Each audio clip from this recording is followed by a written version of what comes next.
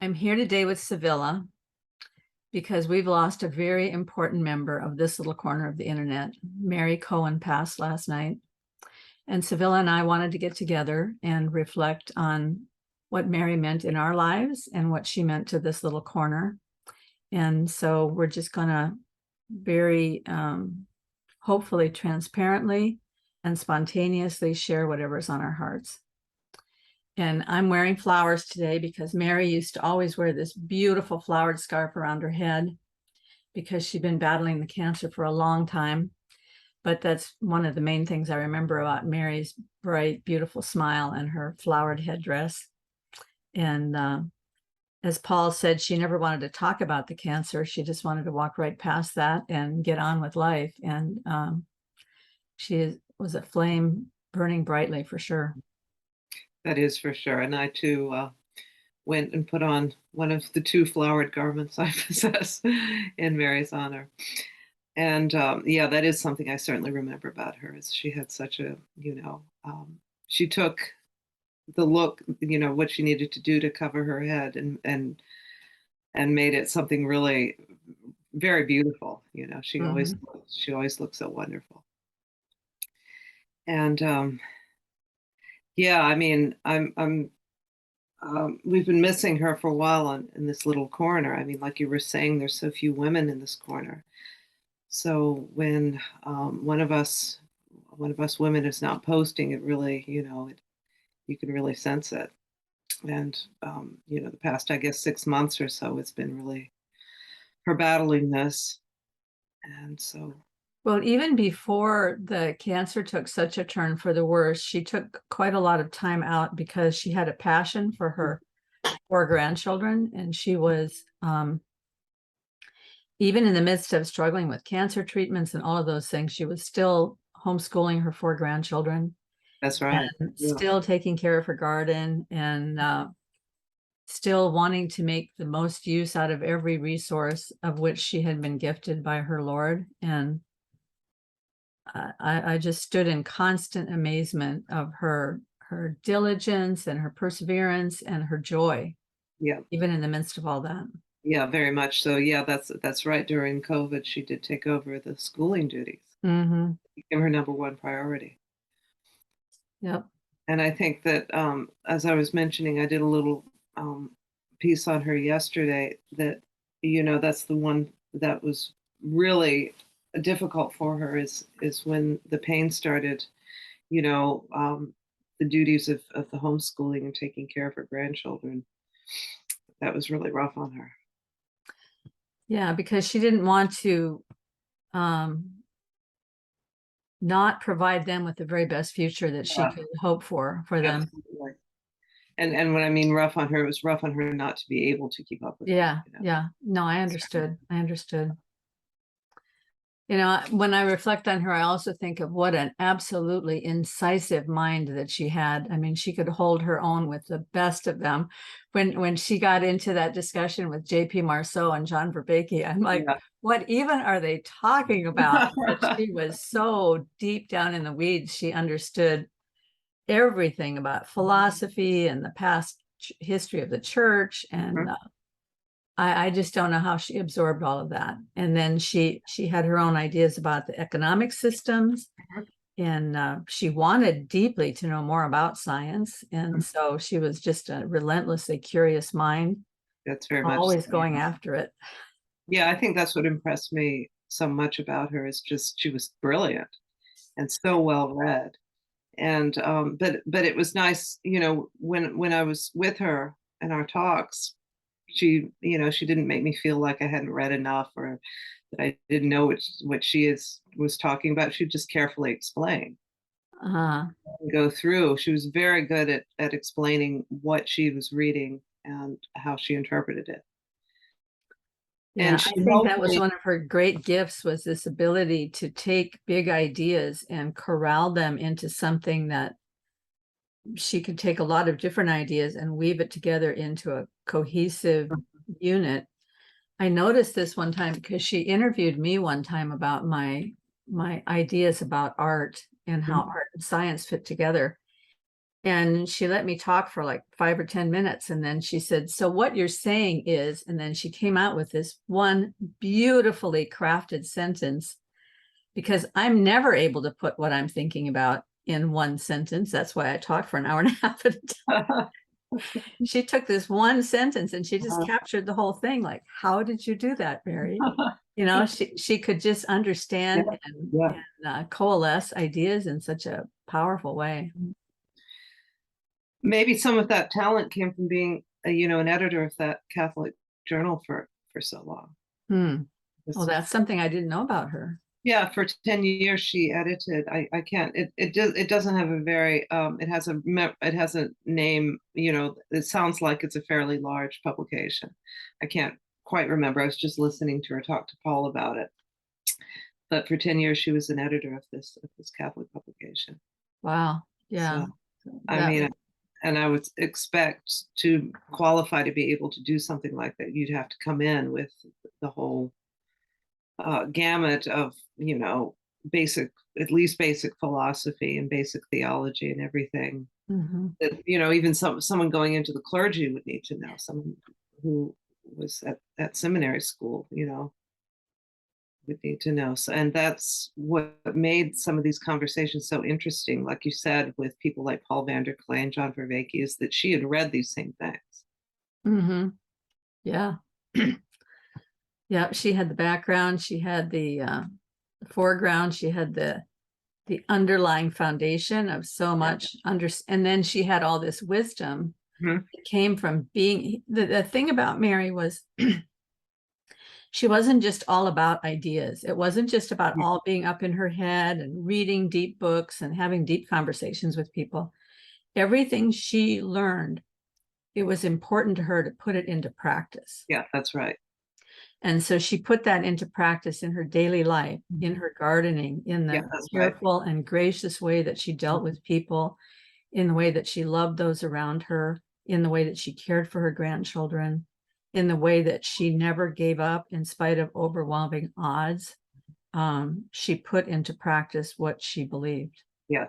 And she would often use examples from her own life and her garden and her grandchildren to illustrate some kind of point she was trying to make, on a deep philosophical level. Yeah. Well, because when the rubber hits the road, well, I know that one of the things Mary believed was something that I believe also, and that is that when you see a truth somewhere, it's a truth. Wherever you look, that truth is also going to show up. So if you learn a deep truth when you on your knees in the garden, that truth is going to show up other places. Yeah. And that's where really deep wisdom comes from, because if all you're doing is reading the books and not Yeah. using the embodied knowledge to get your hands in there and experience it for yourself, then it never becomes your truth, right? It never becomes a part of you, to the place where you have something to share with other people. Mm-hmm. Yeah, that makes a lot of sense. Yeah. And that last, I think it was from the time that she, went through her first treatment, and she must have had about 3 years. I think it was about 3 or 4 years until last night. Yeah, I never knew about the first part of the cancer because she would never really talk about that. I That's only right. knew that when it took hold again in the last year or so, that things got bad. Well, I think that when she was on with Paul for the first time a couple of years ago, she'd said that it had been a year since she'd had, Hmm. I mean, it'd been about a year. So she made she really used that time so well. Like you said, I mean, she was so involved, so curious. She was very, she was a practicing Catholic, but she was so that didn't stop her from exploring all sorts of ideas that maybe were even counter to the Catholic ideas, and maybe explaining gently, like I was listening to her this morning, talk to Paul Vanderklay very frankly about sex and what the Catholic Church, how the Catholic Church felt about, certain aspects of human sexuality. And she told, I mean, I know a lot of people are going to see this, but um, she was told this great joke where the priest decides that he needs to come out to his congregation, and he says, well, I'm gay, I'm celibate, but I'm gay. And someone in the congregation goes, no one here cares who you're not sleeping with.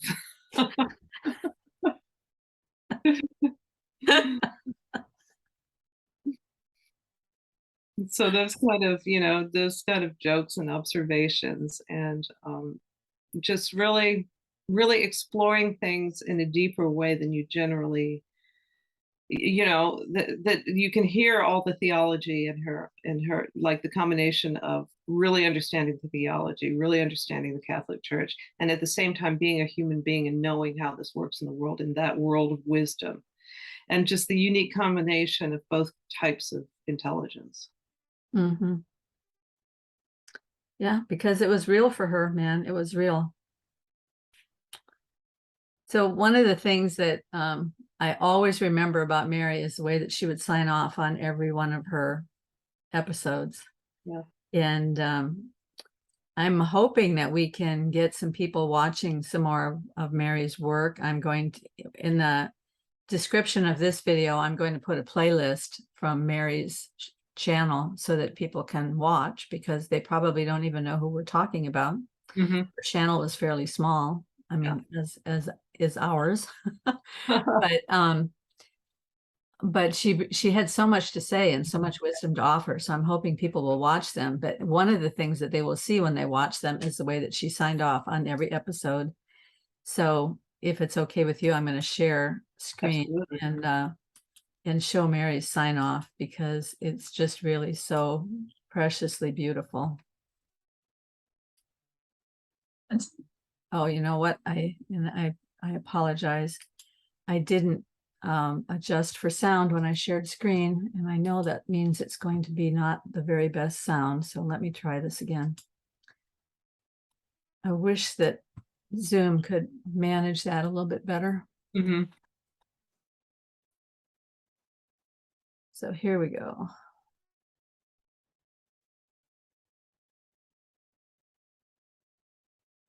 That it has. Until we're together again, treat yourself as though you are someone you are responsible for helping, because you are responsible, so am I, and together we are making the world. Bye for now. Thanks so much for watching. That's so beautiful. Together we are making the world. Yes. Goodbye for now. That's Mary. Yeah. Bye for now. We will meet again, because in this chapter, Ratzinger is going to talk about the history.